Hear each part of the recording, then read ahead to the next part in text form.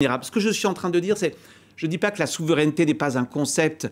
Attention à ne pas lui donner trop d'importance. Pour moi, la souveraineté, c'est quelque chose une politique de souveraineté, c'est quelque chose d'assez résiduel. Ou alors, Pascal, on a une autre définition de la souveraineté, mais ce n'est pas du tout celle qu'on entend. Le souverain, c'est celui qui est puissant. Et ça revient à dire un pays qui est riche, il impose ses normes, il impose ses produits au reste du monde. C'est une souveraineté offensive. Riche d'argent et riche d'innovation, éventuellement, les deux. Exactement. Ouais. Mais si on entend la souveraineté au sens, entre guillemets, défensif, ça ne peut être que résiduel. Il me semble que c'est finalement ce que fait le gouvernement français. Parce que regardez, on a des débats le matin, midi, le soir sur le terme de souveraineté. Mais quand on regarde finalement la politique qui est mise en œuvre, elle est assez modeste. On parle de 30 relocalisations, me semble-t-il, pour 140 millions d'euros et pour 2000 créations d'emplois. Donc attention à ne pas faire de la souveraineté l'alpha et l'oméga, comme si les industries allaient revenir en France. C'est un peu poreux, souveraineté, souverainisme. Il y a une espèce de, comment dire, une dérive. Ça, c'est la dérive. Ah, c'est la dérive, oui. La souveraineté peut être acceptable quand elle est serrée, quand elle est cantonnée à des biens stratégiques. Et le bien stratégique, par essence, c'est le domaine militaire. Il n'y a pas de débat. Si vous revenez à l'esprit de la loi... La santé ne l'est pas ? La santé éventuellement, mais si vous revenez à l'esprit de la loi, le Code monétaire et financier disait quoi? Je peux restreindre les investissements étrangers lorsqu'ils portent atteinte à la sécurité nationale et à la défense. Vous voyez, dans ce cas-là, il n'y a pas de sujet. Quand on s'oppose au rachat d'une entreprise française, je crois que c'est Photonis, au motif qu'il y aurait des applications militaires, je ne pense pas qu'il y ait de sujet. Par contre, lorsque l'on bloque un Canadien, jusqu'à preuve du contraire, on n'a pas de conflit avec le Canada, dans un secteur... En l'espèce, la distribution, on a quand même... concurrentiel. Très concurrentiel. On voit mal... Pour moi, c'est une conception trop extensive de la souveraineté.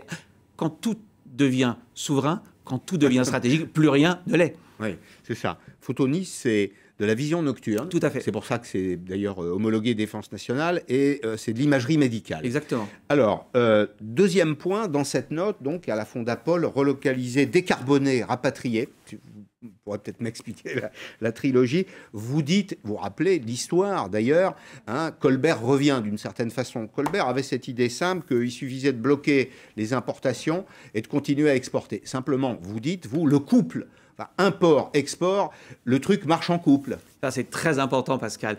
La performance des exportateurs, paradoxalement, est liée à leur capacité à importer notamment des composants. Les deux sont liés. Il faut savoir que lorsque nous exportons, nous avons environ dans les exportations 20% de composants qui sont importés, premièrement. Deuxièmement, n'oublions pas que l'importateur, c'est le privilège de l'acheteur plutôt que de faire soi-même. Celui qui importe, c'est celui qui choisit également avec qui il veut signer une transaction. Donc attention à ne pas faire des importations un mal absolu. L'importation est nécessaire. Au fond, l'enjeu n'est pas d'importer moins, l'enjeu est d'exporter plus des produits à très forte valeur ajoutée. Et vous voyez, on revient, Pascal, à notre sujet. Il y a une acception de la souveraineté, mais qui est finalement assez optimiste et assez offensive. Qu'est-ce que c'est que la souveraineté? C'est celui qui part à la conquête du reste du monde. Ce n'est pas celui qui se referme et qui met des barrières, par ailleurs, fort artificielles.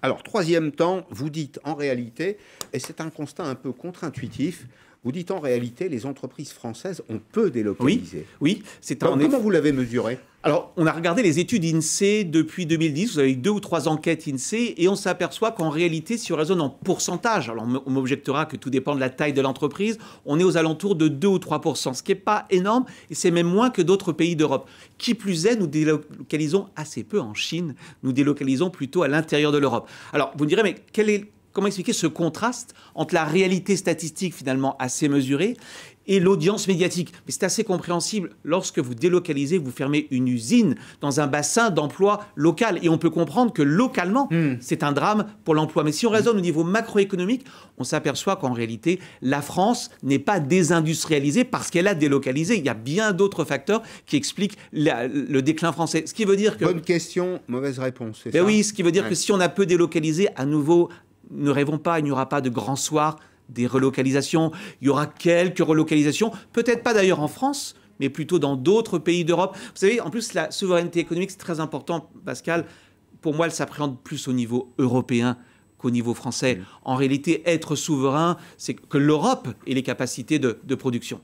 Vous avez un exemple qui a été très emblématique autour de Béthune, la fermeture de Bridgestone. On a très peu évoqué la création d'une usine avec quelques centaines d'employés, pas très loin, je crois une vingtaine de kilomètres, hein, un peu de choses près, sur des batteries électriques. Comment se fait-il que y ait une telle comment dire, dissonance sur l'écho? Je comprends parfaitement.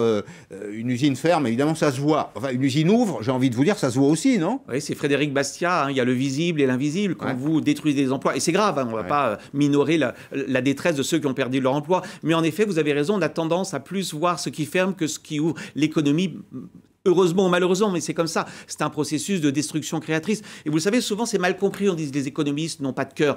Les économistes disent qu'il faut protéger les salariés, pas les emplois. Ce qui est dramatique, c'est pas de perdre son emploi, c'est de ne pas en trouver un autre. Mais vous avez raison. Et l'exemple est particulièrement bien choisi, Pascal, parce que c'est une usine de batterie. Et quelle est l'idée, vous le savez? C'est que l'Europe, si elle veut être indépendante, elle doit enfin sélectionner un certain nombre de secteurs stratégiques, dont les batteries électriques, pour être justement autonomes. Vous voyez, la souveraineté, ça peut se comprendre sur quelques productions jugées stratégiques, mais il faut mettre les moyens, et ça sera une initiative européenne. On parle bien de batteries électriques avec une politique qui coûte des milliards d'euros. Eh bien, vous prononcez les mots qui fâchent, et vous dites, c'est le quatrième point que je voulais évoquer avec vous, calculer le prix d'une politique de relocalisation. Ça a un prix, évidemment. Et deuxième temps, c'est presque la même